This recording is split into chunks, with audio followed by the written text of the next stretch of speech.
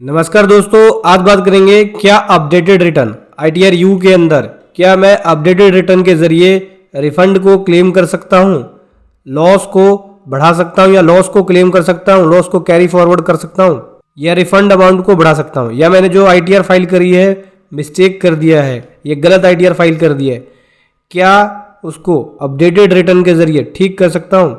आज इस वीडियो के अंदर बात करेंगे डिटेल में।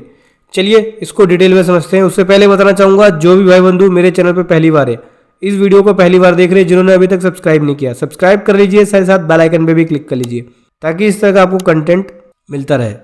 दोस्तों अभी असेसमेंट ईयर 2021, 21-22 और असेसमेंट ईयर 22-23 की करंटली अपडेटेड रिटर्न को फाइल कर सकते हैं। असेसमेंट ईयर 22-23 की इसलिए बोल रहा हूँ क्योंकि असेसमेंट ईयर 22-23 का जो असेसमेंट है 31 दिसंबर को ख़त्म हो गया है। पुराने असेसमेंट ईयर का असेसमेंट अभी चल रहा है, क्योंकि पहले इनका जो असेसमेंट ईयर था 31 मार्च था और इस साल से ही असेसमेंट ईयर चेंज हो गया। अब असेसमेंट ईयर का जो टाइम पीरियड है वो 3 महीने पहले हुआ करेगा, 31 दिसंबर को ख़त्म हो जाया करेगा। ठीक है, अभी 20-21 का जो आपके पास टाइम है 31 मार्च 2023 तक है। अब इसकी अपडेटेड रिटर्न को फाइल कर सकते हो।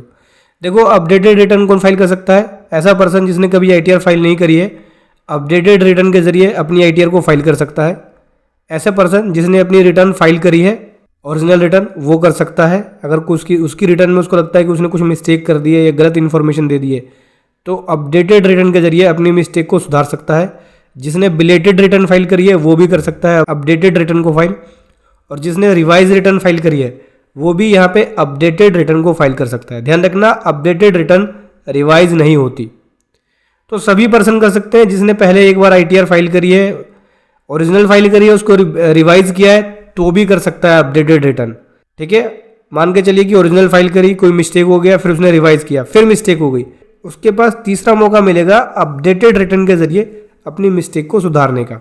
अपडेटेड रिटर्न कौन फाइल नहीं कर सकता? जिसके ऊपर कोई सर्वे चल रहा है या कोई प्रोसीडिंग चल रही है वो नहीं कर सकता। किसी का अगर कोई रीअसेसमेंट है, रिकम्पिटिशन चल रहा है तो वो भी नहीं कर सकता। अपडेटेड रिटर्न कौन से केस में फाइल नहीं हो सकती? देखो अपडेटेड रिटर्न अगर लॉस का केस है, आप लॉस कैरी फॉरवर्ड करना चाहते हैं, उसको क्लेम करना चाहते हैं तो नहीं फाइल कर सकते हैं। अगर आप रिफंड लेना चाहते हैं अपडेटेड रिटर्न के जरिए आप रिफंड को क्लेम नहीं कर सकते, रिफंड नहीं ले सकते। ठीक है, अगर आपको रिफंड लेना है तो आपको ओरिजिनल रिटर्न, रिवाइज रिटर्न या बिलेटेड रिटर्न फाइल करनी होगी। मतलब पहले आपने रिटर्न फाइल करी, उसके बाद आपने रिफंड को क्लेम कर लिया, लेकिन आपको लगता है कि गलत कर दिया तो रिवाइज करके भी रिफंड को ठीक कर सकते हैं। और आपने ड्यू डेट पे फाइल नहीं करी तो बिलेटेड भी फाइल कर सकते हो और रिफंड को क्लेम कर सकते हो, लेकिन अपडेटेड रिटर्न के जरिए रिफंड को क्लेम नहीं कर पाओगे। ध्यान रखना, अपडेटेड रिटर्न का टाइम पीरियड कितना होता है? अपडेटेड रिटर्न का टाइम पीरियड 2 साल का होता है। असेसमेंट ईयर खत्म होने के बाद 2 साल तक आप फाइल कर सकते हो। जैसे कि असेसमेंट ईयर 2021 का अभी टाइम 31 मार्च 2023 तक अपडेटेड रिटर्न को फाइल कर सकते हो। क्या मैं अपडेटेड रिटर्न अभी फाइनेंशियल ईयर 22-23 की फाइल कर सकता हूँ? देखो पोर्टल पे अपडेटेड रिटर्न को ऑप्शन एनेबल कर दिया गया है 22-23 के लिए, लेकिन इसको प्रिपेयर करने के लिए जो एक्सेल यूटिलिटी है वो अभी रिलीज नहीं किया गया डिपार्टमेंट के द्वारा। 22-23 की अभी नहीं कर सकते हैं। जैसे ही इसकी रिलीज करते हैं अपडेटेड रिटर्न की यूटिलिटी तो मैं आपके सामने वीडियो के माध्यम से ज़रूर लाऊंगा।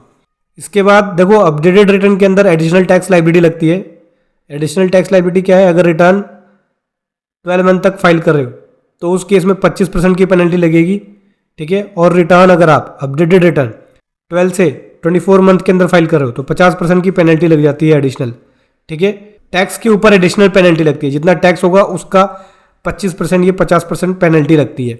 और अपडेटेड रिटर्न को आप पेपर पे साइन करके नहीं भेज सकते, मतलब प्रिंट आउट निकाल के साइन करके वेरीफाई नहीं कर सकते। इसको आप डिजिटल सिग्नेचर के जरिए, मतलब कि DSC के जरिए या फिर EVC के जरिए ही इसको वेरीफाई कर सकते हो। पेपर पे साइन करके आप CPC भेज के वेरिफिकेशन नहीं करा सकते अपडेटेड रिटर्न को। आई होप दोस्तों बहुत सारे जो मन में डाउट होंगे आपके अपडेटेड रिटर्न से रिलेटेड वो इस वीडियो में क्लियर हो गया होगा। तो दोस्तों वीडियो कैसी लगी ज़रूर बताएं। Thank you so much. जय हिंद, वंदे मातरम।